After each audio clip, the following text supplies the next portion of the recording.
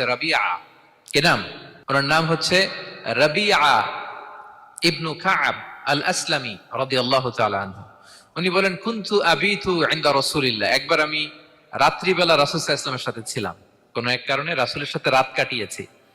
তো রাসূল সাল্লাল্লাহু আলাইহি ওয়াসাল্লাম যেহেতু তাহাজ্জুদের সালাত পড়েন, তো তিনি বলেন, আমি মাঝরাতে উঠে একটা গামলা দিয়ে, পাত্র দিয়ে অজুর পানি নিয়ে আসছি বিশ্বনবীর জন্য, এনে দিলাম।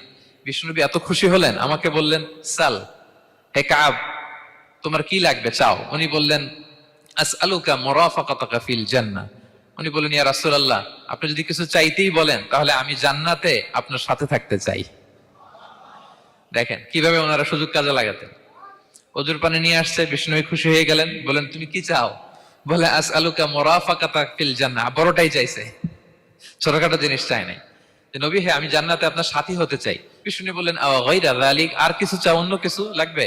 বলতেছে, না, উরিদু যাক, শুধু এইটাই চাই। তখন বিষ্ণু সাল্লাল্লাহু আলাইহি ওয়াসাল্লাম বললেন, আইন্নি আলা নাফসিকা বিকাসরাতি সুজুদ। এই মর্তবা যদি তুমি চাও তাহলে বেশি বেশি সেজদায় লুটিয়ে থাকো।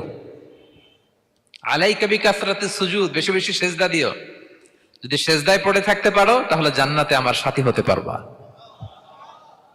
আল্লাহু আকবার।